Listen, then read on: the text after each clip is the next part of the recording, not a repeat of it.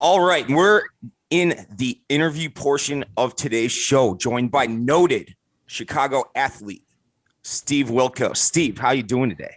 I'm doing really well. Thank you.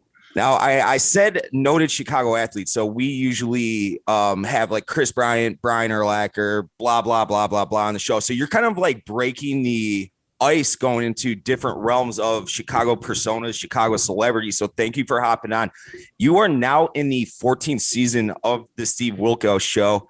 It's been on TV. You are like one of the most recognizable people from Chicago, not in Chicago anymore. And it's like my first question was this: like, what did you ever think taking that part-time security job with the Jerry Springer show would snowball into the amount of success you had, into the celebrity that you've become? I don't think anybody takes a part-time security job anywhere and thinks that they're going to end up with their own TV show. So I certainly didn't foresee that. But, for me, it was one of those things where when I was a cop, I wasn't making a lot of money. So I hustled all the time for side jobs. And when I got asked to work the Jerry Springer show, it was good paying. I mean, this was 1994 and they were paying us $35 an hour, which was a lot more than I was making as a cop. So when I got my foot in the door at Springer, I really liked working there because it was fun. I was on TV. The Springer show was much different than other TV shows. It was like being in high school and, running around, pulling each other's pants down. And it wasn't scripted, whereas you basically could do whatever you wanted. So I was just having a really great time, and just, what the series of events that happened for me getting my own show, I was just very fortunate. How jealous were some of your other copper buddies? Like, what were they doing when they got a different part-time security job and this ends up happening? But see, if you look back at those old shows, I had like 8 or 10 guys working for me on Springer. So I brought in all my buds anyway. So they were really, and, we used to travel. So we did spring break shows from Florida, Jamaica, and, it was a lot of fun, and they all got to travel. And then when I became very popular, I was Jerry's bodyguard for a long time. But then when my popularity kind of rose, then they had to travel with Jerry. So, for a lot of them, they really enjoyed working on Springer and, had experiences like I did that you would never expect was going to happen. Things get pretty wild in Jamaica, Steve? They did. There was a lot of sleeping around with staff and with the guests, because the guests, we told them, if you do a good job, we'll bring you to the Jamaica show. So they would basically do anything they were asked to get on that Jamaica trip. Do you remember the first day they chanted, Steve? Like, when it was that early on, or when did that take place when the Steve chant really took off? What's funny? I don't remember that, but I do remember the first guy to ask me for an autograph, because I was coming out of the studio. And this guy, he had a Dr. Talk. Jerry made a CD called Dr. Talk, which was just god awful. But he asked me he goes, will you sign this? And I said, why do you want my autograph? He's like, dude, you're a rock star. And I'm like, all right. And that's funny, because I remember, and which, by the way, unless you're Mike Trout or Chris Bryant, like you were saying, nobody asks for autographs anymore. Right now, it's pictures. Nobody asked for autographs anymore, but that was I remember the first autograph I ever signed. So was it executive producers? Was it Jerry? Was it the crowd? Like, what kind of took you and put you on a different pedestal than maybe some of the other guys, obviously?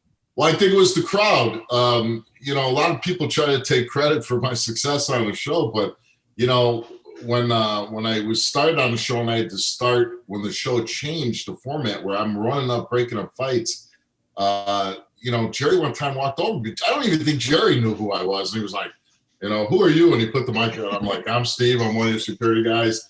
And then people were like, oh, Steve. And so then when I became so popular with the fans, and I started getting fan mail, and the executive producer at the time asked me to shave my head. And then, then my popularity really just soared, And did you, at that time, did you have like like a show, like an argument you liked more than the other? Like if you knew it was like a paternity test versus like domestic abuse versus like child stuff going on, like what was like really good for you at that time? Well, back then it was all love triangles, you know what I mean? So it was just all like, I'm sleeping with your girl, I'm sleeping with your wife, I'm sleeping with your grandmother. I mean, it was all that. And what people say, oh, it's fake, it was fake. And I'll say this, when the little midget was dating a hot stripper, yeah, that was fake, you know? But when we had these, hillbillies, and I say that because I was a hillbilly, when somebody's sleeping with your girl, you don't need a lot of motivation to go over the stage and kick somebody's ass. You know what I mean?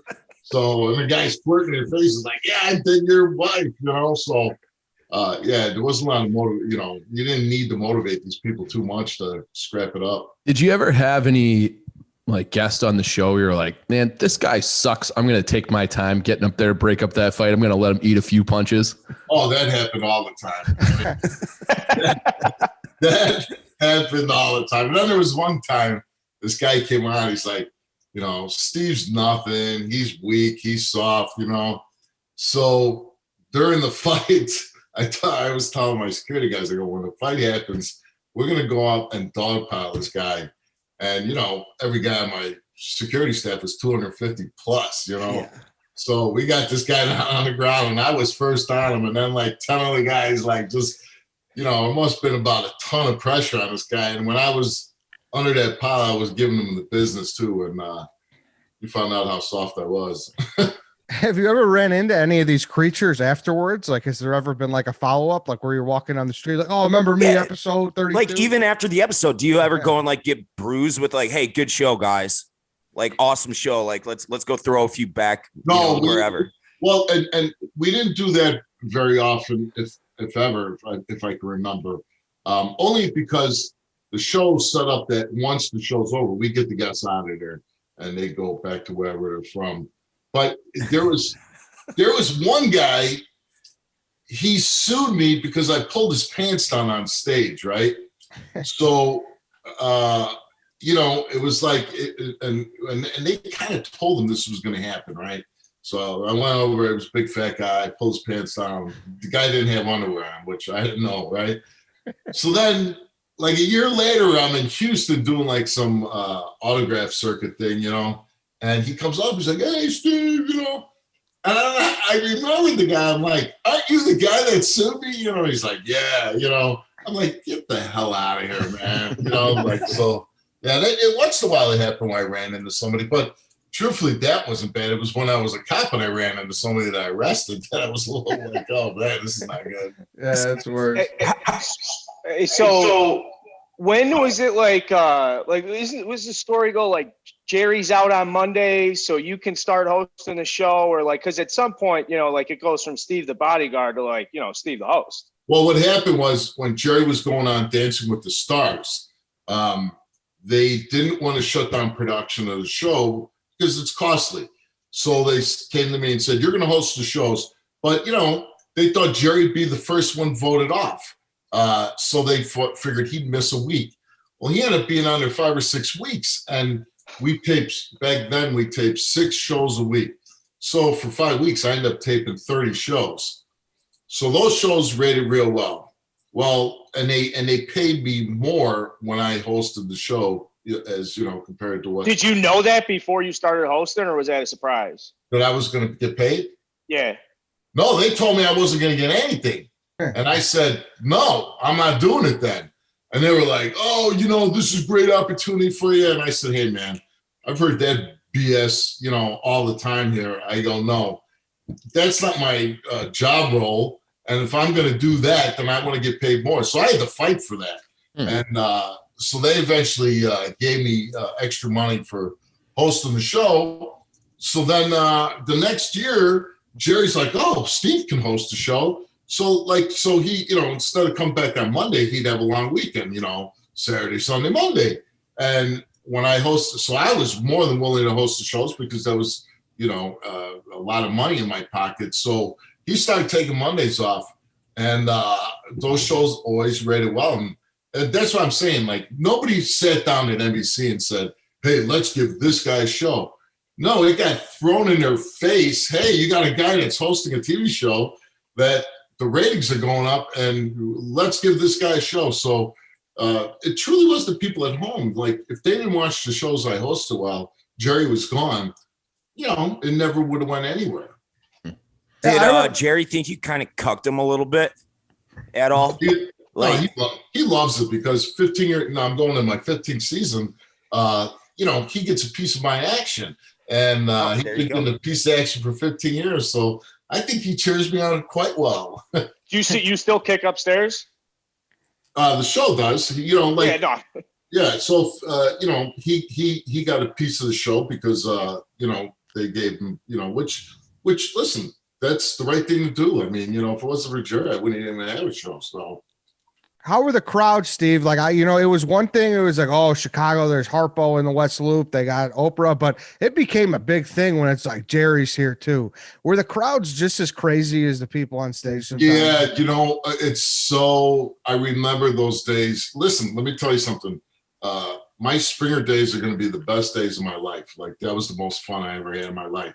And we were taping in NBC Tower, which was right off Michigan Avenue in downtown Chicago.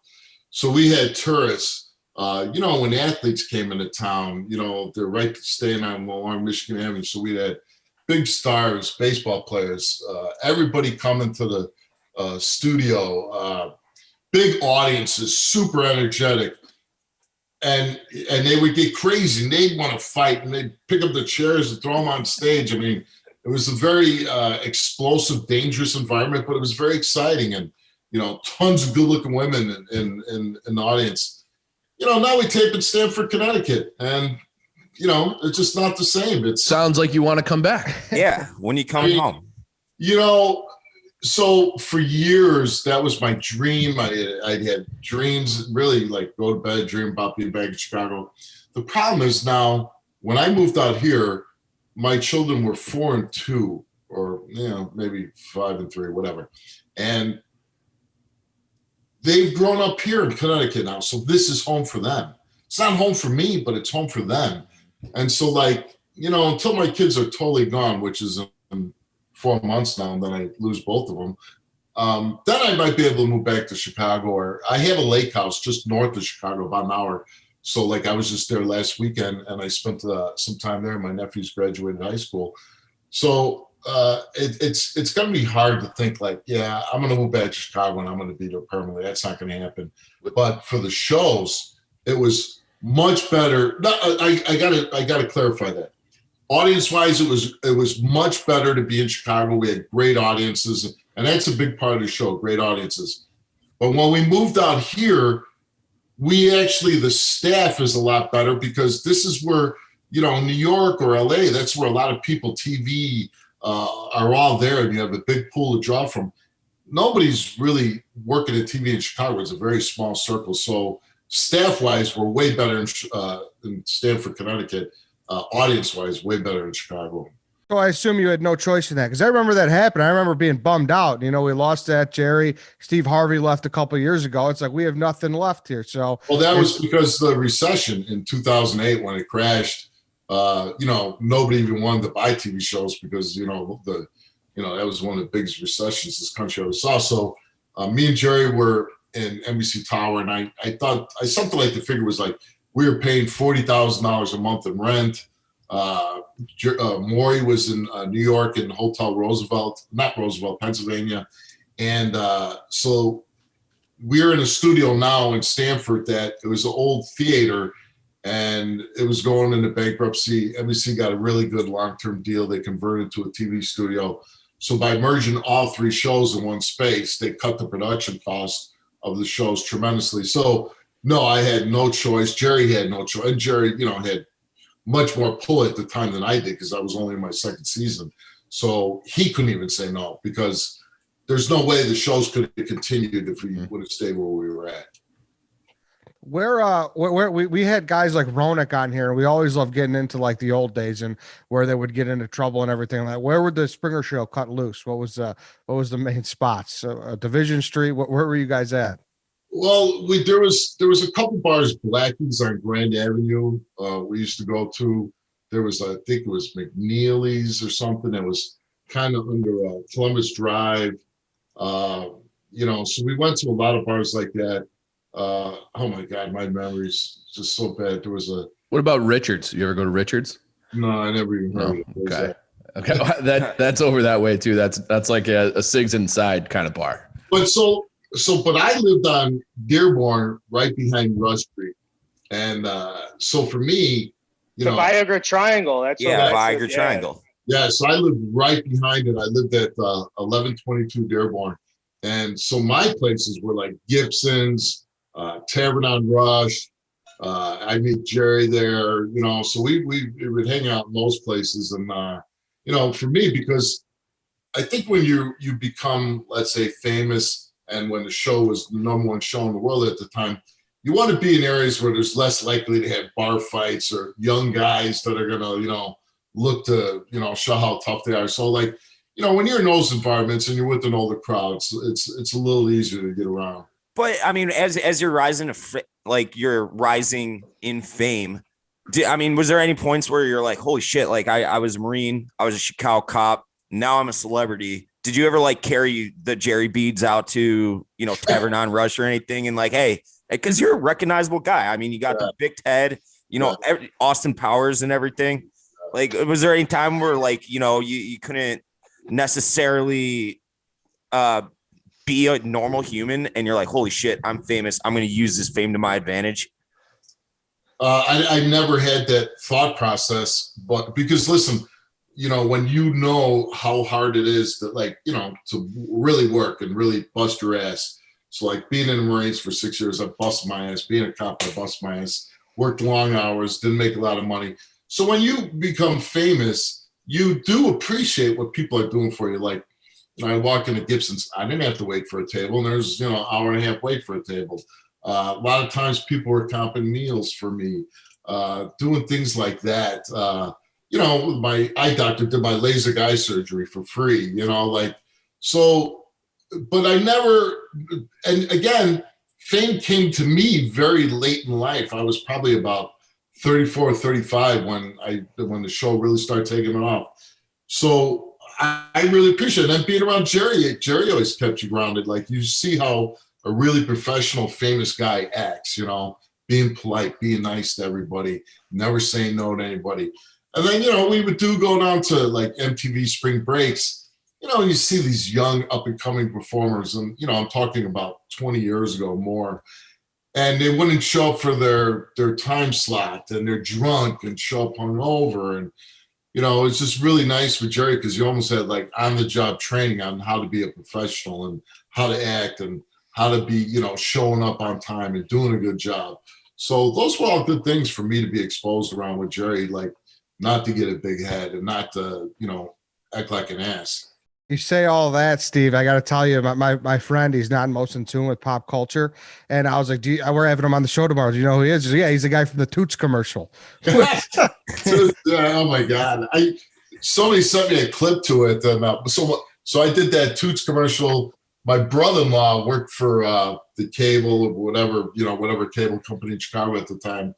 And so he would sell ad time, and he started promising to all these little businesses. And I get paid $500 and I do the Toots commercial, and then I did some car dealership at North and Kimball, and it was just, but that Toots was so stupid, at the end. Toodaloo, oh God. I'm sorry. I had kind of a serious question off of some of the stuff you were talking about there, Steve, with the regular guy persona. I think we do have a little bit of common here because the group of us at Barstool, we had regular day jobs before we started interviewing people and before we started podcasting and getting into media and stuff. And I just feel every week, day, month, whatever, we have there's just so many learning experiences. And I'm just curious, your position coming from being a cop, whether it was your first season to your second season as a main time host or carrying a crowd for over a decade now in your position, what are some of those things you reflect on? You're like, holy shit, that was at least early on, like big fucking aha moments or like learning curve moments? Well, like for me, I don't know exactly how to answer that, but I'll say this. When they gave me my show, it was almost like, okay, here is a nuclear bomb, do something with it. Well, if I don't do something with it right, I'm going to blow up and I'm done, right? Because I was jumping off the speeding train and drawing a nice paycheck for many, many years to come to start something new on my own, right? And, if you look over the last 20 years of people that got talk shows, very famous people, and they got canceled within, a year or two, right? Mm-hmm. Like, boom, they're just done. Well, so I was scared as hell, nervous, right? Tremendous pressure getting my own show because, listen, if my show fails, what the hell am I going to do? I'm not going to go back on the police department. There's probably no more TV for me. I'm not an actor. I'm not, anybody's celebrity to get another thing, So the first year of my show, the old executive producer on Springer, he produced me in a way where, like, if I watched that first year of my show, I was just kind of like a bully. I mean, truthfully, I wish we could burn all those tapes because he produced me in a certain way where I wasn't myself. And I remember I got a fax. This is back in the days of fax. And we got a fax from a woman in London, some TV executive.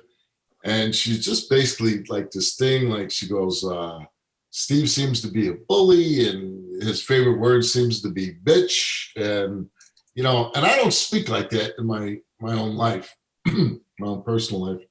So I read that and I said, Jesus, I mean, is this the way I'm being portrayed? This is the way people look at me. This is everything that I'm not. This is everything that I fought against in my life. So I said, nah, man, I'm just going to be myself. And I'm going to do the show and say the things and be the way I am. And from that point forward. And when that changed, that really made it so I could be here today talking to you guys. Did you get pushback from anybody when you decided to make that change? We're like, no, Steve, like you have to be this way. Well, the executive producer did not like that. And then there was some things that happened and got fired and my wife took over and she certainly wasn't going to push me into being who I wasn't. So my wife has been my executive producer for the past 13 years. So it's worked out quite well. Wow. Well, there you go. I think we're having Jerry on next week, Steve. Anything we should ask him in particular? Ask him how it is to fly commercial now. Because, when the Springer show got canceled, he had to sell his jet. And now he just does Judge Jerry, and that was a big pay cut. So he has to fly commercial. I always think how funny it is because, we'd fly on his jet and just me and him. And, the pilot would have sandwiches and drinks on the plane. And now he's sitting. He has to get on the plane. So I don't know why. I find it real funny. Was he the mayor of Cincinnati throughout your time on the show? Oh, that was in the 1970s. He was the mayor. I started working for him in 1994. Yeah. What was that like? Did he still have that political, what would you say, like persona to him in public? Was he a real handshaker? Listen, Jerry's just the one most wonderful gentleman you'll ever meet in your life. I mean, he takes time with everybody. I mean, just great guy. But politics is his passion. It's his life. And we're polar opposites as far as the political spectrum goes. But I'm not a super political person. So we have our differences, but that's a great thing about Jerry. He knows that I am completely opposite to him on political issues. But we're friends. It's like he doesn't hate me and I hate him, but he's a very, very political person. And I think his dream was to be the governor of Ohio or a senator from Ohio. So, but it just didn't pan out. I mean, he could still make that happen. Do you? Never. I mean, with the content of the show, never in a million years. I mean, I was saying like age wise, it could technically. But that's my question. Like.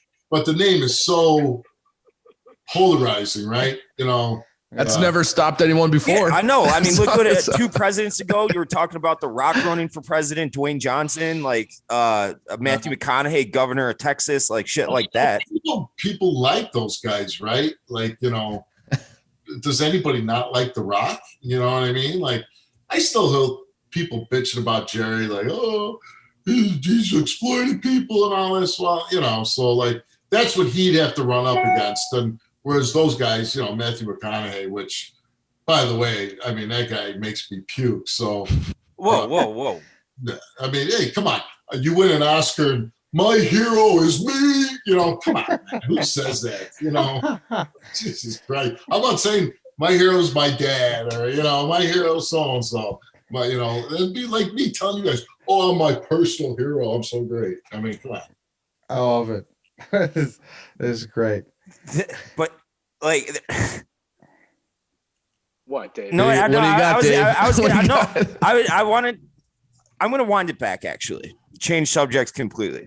Wind it, Dave. We got to talk about Austin Powers. So I mean, that was like the movie.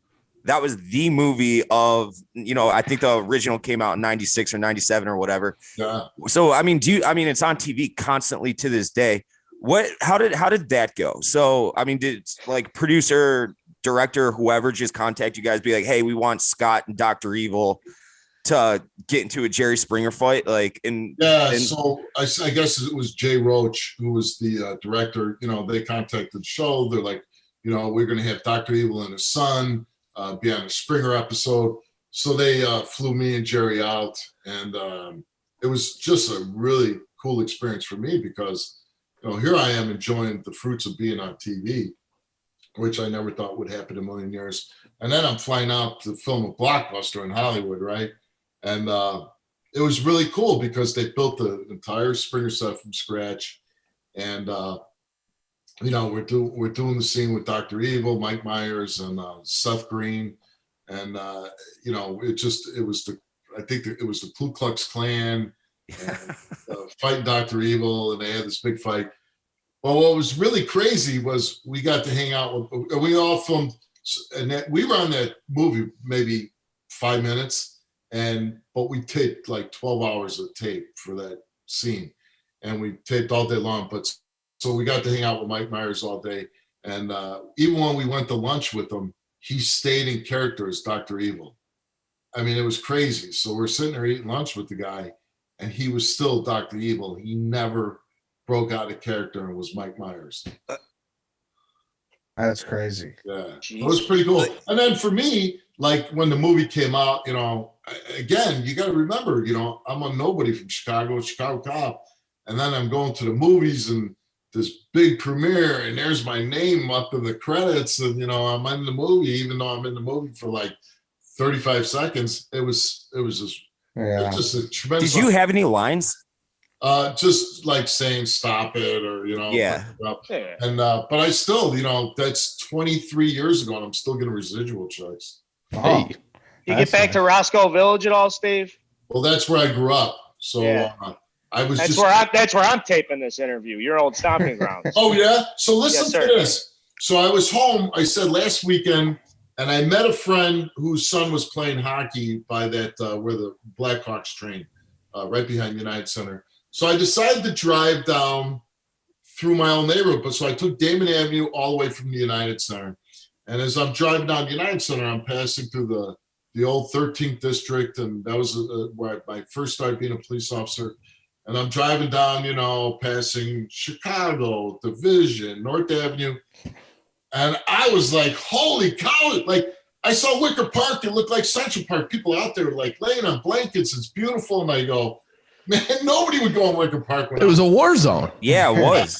So I'm driving on Damon Avenue, and I'm like just reminiscing, going through all these neighborhoods that I spent years and years and years in. And then I get over the bridge on Damon. I'm entering, you know, the Hamlin Park area. And then I get into Roscoe Village, and I turned left on Cornelia, and I'm going down. I grew up on Hoyne Street, and I didn't recognize where I was. Like, they torn down the whole block. I mean, here I spent the first 18 years of my life, and I almost was lost. I was like, but then I realized, well, that's Audubon School. I went to school there for 9 years, and I realized, okay, I'm on the right street. There's only 4 buildings on a city block from where I grew up that are left from when I grew up there. Wow. It's crazy. Yeah. A lot. Hey, and you guys still live in Chicago, right? Yeah. Yeah. What the hell happened to Heroes at Addison Western? Oh, dude, it's tough, man. And they said they were coming back, and then they just never did anything with it. And every time I came back to Chicago, I made a beeline for there. And Dude. I worked there when I was a kid. That place was a gold mine, and now it's gone. I know that was big for Lane Tech open lunch. Yeah, that was huge, dude.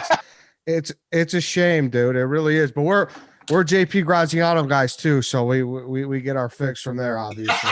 That's really nice. Yeah. Well, Steve, thanks so much, man. Honestly, come to our Wrigley office if you're ever back in town. We'd love to do this in person. Is there anything you want to get out there? Twitter, the show, when it airs, anything like that? Well, no, we're syndicated. So like in Chicago, I know we're on WCIU. I think we're on at 10 a.m. But, I'm entering my 15th season. I think they're going to give me a couple more years after that. I'm hoping to get to eventually 20 seasons. And, you can probably count on 2 hands the number of talk shows that made it to 20 years. And I'm hoping to be one of them because nobody thought I would last 13 weeks. And I'm going to make 15 years at least. So I'm really proud of And that. here you go. Thank you for being the voice of the TV shows that every kid skipping school would watch. I heard that this weekend, by the way. Thank you, Steve. We appreciate it, man. Come see us in Wrigley if you're ever back. All right, Yes, we could use some conflict resolution from you. So Absolutely come on through. true. All right, thank you very much. See you, Steve. Bye. All right. Thanks, Steve.